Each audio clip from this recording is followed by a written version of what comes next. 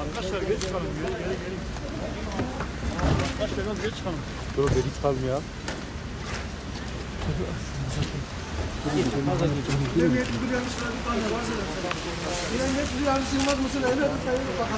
Özel Şube Müdür Vekili Başkomiser Mustafa Nacak. Emir ve görüşlerinizi hazırdır Sayın Bakan. Merhaba arkadaşlar. Sağ ol.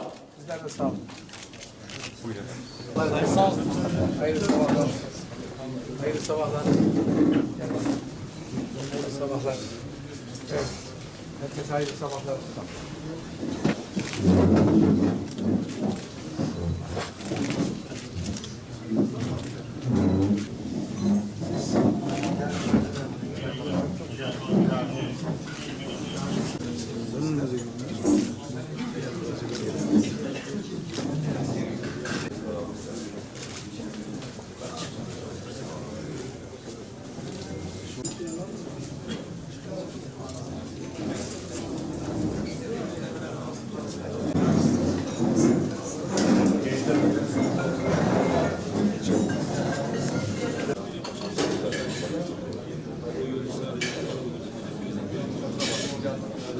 Bu coğrafyanın başka özellikleri ve önemi var. Çok yıllardan beri bu coğrafyada büyük mücadeleler veriliyor. Ve verilmesinin de bir sebebi var. Bu coğrafyaya göz dikenler var. Milletimizin hürriyetine, bağımsızlığına, istiklaline, o kendi başı göğe değecek kadar hür olma anlayışına göz dikenler var. Terörle mücadele bu coğrafyanın elbette ki uzun zamandır yaşadığı ve sizlerin ve milletimizin desteğiyle beraber devam ettirdiği önemli bir süreçtir.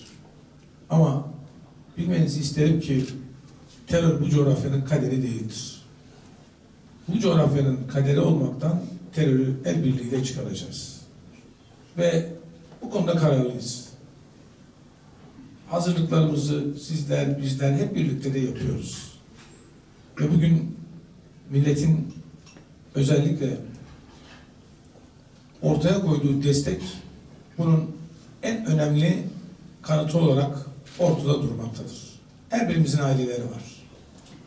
Ve bu ailelerin her birinin, çocukların, gençlerin, yaşlıların, annelerin, babaların bu ülkede yarınından emin bir şekilde yaşamaları en doğal haklarıdır.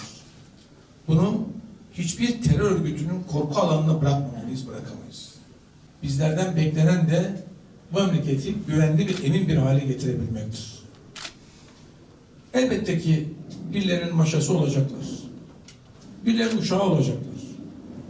Bir taraftan uyuşturucu ticareti yapacaklar. Bir taraftan insan ticareti yapacaklar. Bir taraftan milletin ve insanların gönlüne korku sindirmeye çalışacaklar. Bir taraftan ahlaksız ve hain hayat biçimlerini millete tahakküm ettirmeye çalışacaklar. Bunları yapacaklar. Din bilmeyecekler. Diyanet bilmeyecekler. Gelenek bilmeyecekler. Örf bilmeyecekler. Töre bilmeyecekler. Ahlak bilmeyecekler. Kardeş, büyük, küçük, ırz, namus bu kavramların hepsinden uzak duracaklar ve bu coğrafyayı ve insanımızı kimliksizleştirmeye çalışacaklar. Değerlerinden uzaklaştırmaya çalışacaklar. Bilmenizi istiyorum ki bunların hepsi bizim sorumluluğumuzdadır. Ve bunların hiçbirisine aman vermemeliyiz ve vermeyeceğiz.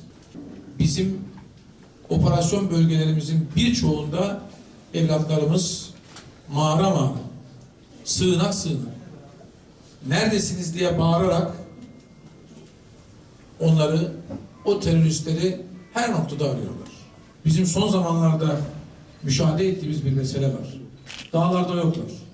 Çekilmişler.